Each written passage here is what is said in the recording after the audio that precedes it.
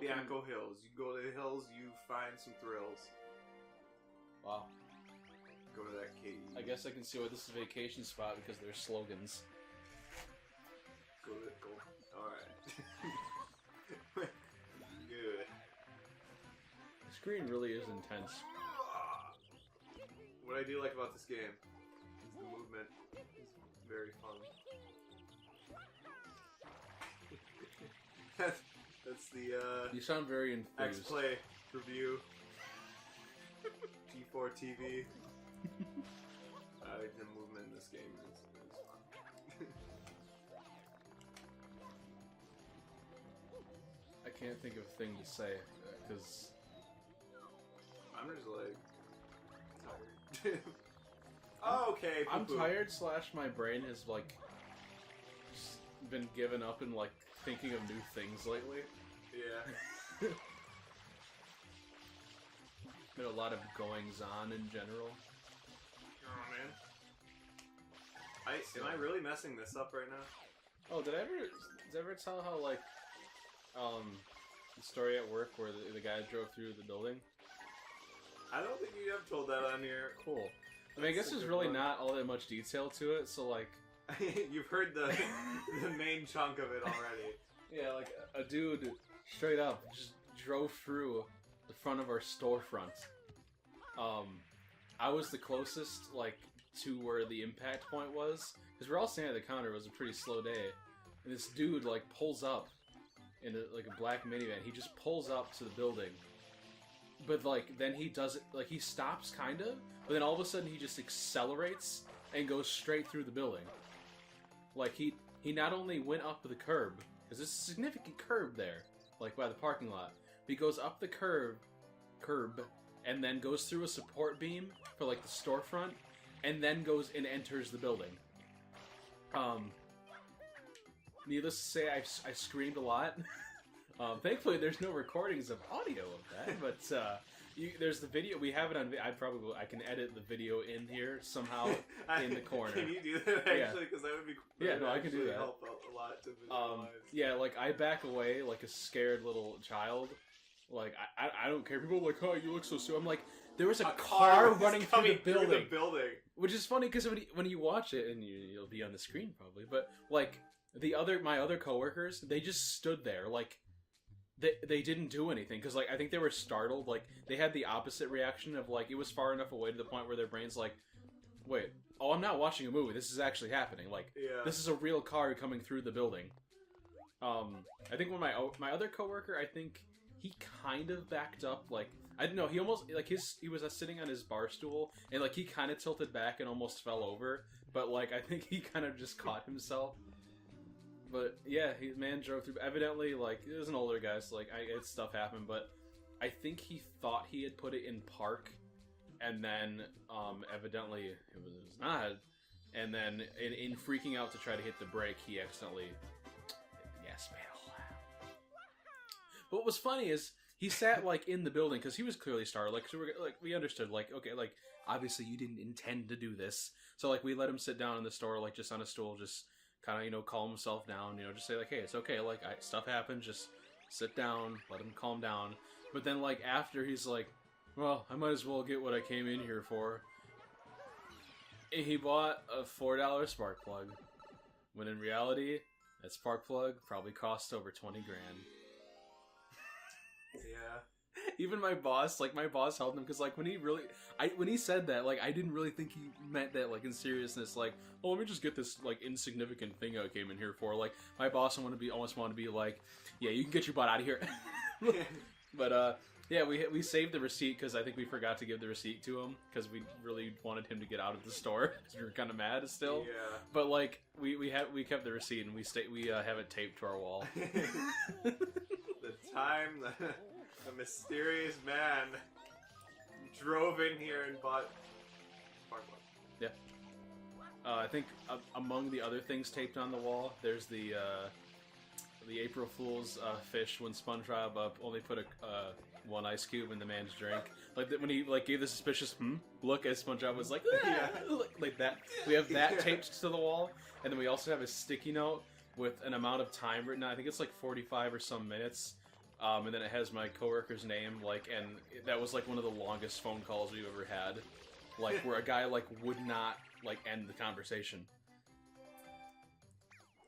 Like he's a nice guy, but like he will not let you get off the phone. Yeah. And he would always ask for my coworker, like consistently only ask for him. And I'm like, I'm so sorry, because like he would at least like we would answer the phone like when we knew he was gonna call, but like he'd be like, no, I want to talk to him. I'm like, he's at lunch. Oh, I'll call back later. No. We fired him. No way. Actually, my boss had to do that one time for me. There was one guy who, like, consistently... he said he talked to a Michael. He's like, no, I want to speak to Michael. So they brought me up. Like, I came to the counter. He's like, no, that's not him. Like, there's another guy named Michael. I'm like, this is the only Michael. He's like, no, I know it was another Michael. If he's not here, fine. I'll come back another time. We're like, okay, whatever. So we came back like repeatedly again, like I think 2 or 3 times after that, and it's like, no, I want to talk to Michael. Like, and eventually, like we kept saying, like, sir, I'm the only Michael. It's like, you know what? Well, if you don't want to tell me, well, I'm fine. Like if you don't want me to talk to him, whatever. So then he starts calling and asking for Michael, and I'm like, oh yeah, this is Michael. I said, no, are you that customer that was looking for Michael? Like, I am the only Michael. He's like, no, I'm telling you, there is another Michael there. I know there's another Michael there. So he kept calling on different days, but evidently one day he called when I wasn't there. Like, this is when back when my old boss was still there. And he's like, oh, hey, Michael. Like, on the next day, he's like, hey, Michael, that guy called you. I'm like, what the heck? Like, what did he say? And he's like, oh, I told him we fired Michael. I was like, what? Yeah, I told him he don't work anymore. I'm like, cool. You can do that?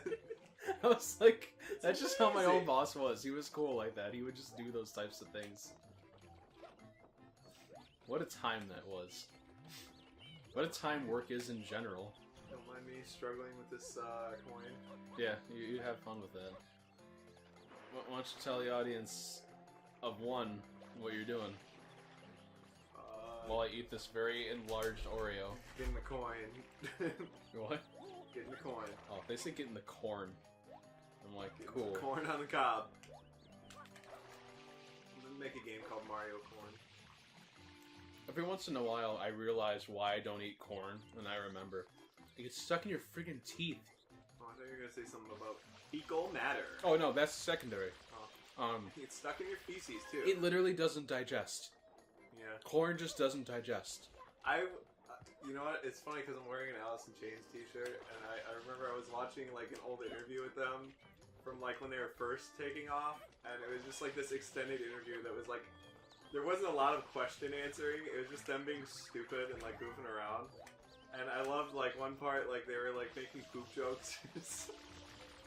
And Jerry the guitarist was like, he's like, yeah, I just came back from the bathroom and I left the whole chalupe in there. Chalupe was funny, and then Lane the singer is like, yeah, you know what? You know, every time I swear I chew my corn thoroughly, but you know, it never ceases to. It's like, what does corn do in its pure form, like for the human body? I can't imagine anything. What are we getting out of it? Like, yeah, like in that form, it doesn't do the but like as cornmeal. It's not like the whole cob comes out. Like it's only like 1 or 2 like. But like cornmeal is very useful because like that you can actually make into like breads and such and bake like I don't know. So I just eat it again, make sure it doesn't. you gotta get what you can out of it. Sorry, that's gross. It's not. I mean, it is, but it's funny. It doesn't mean you can't. That is not gross. I do it as well. What was there was like an Eric Andre clip where he's like, it was an interview and he was asking someone. He was like, you ever just like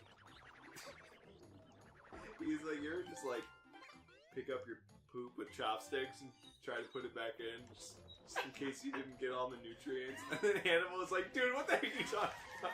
He just immediately goes at him. He's like, wait, it's a reasonable question. I don't know how you can be that man. I don't know. You can just do anything and have a straight Sometimes face. I'm actually concerned. Is he alright in there? I don't even know if that show's still going. I just know it got like way too out of hand for me after like 2 seasons. Like especially the stuff where he'd like go to people in public but not be like, oh, this is just a joke, I'm just doing it for TV. Like he just legitimately would keep doing that, and I'm like, Well, I like the sea captain. He's on like just a ferry in like New York or something. Yeah. But he has like a big wooden steering wheel, and he's dressed like a captain, and he's like projectile, like fake vomiting all over, and he's got like a bottle of booze. And I love one part where he just breaks character. Someone's walking by, he just detaches the wheel, and he's like, "You want this?" And just like a normal voice.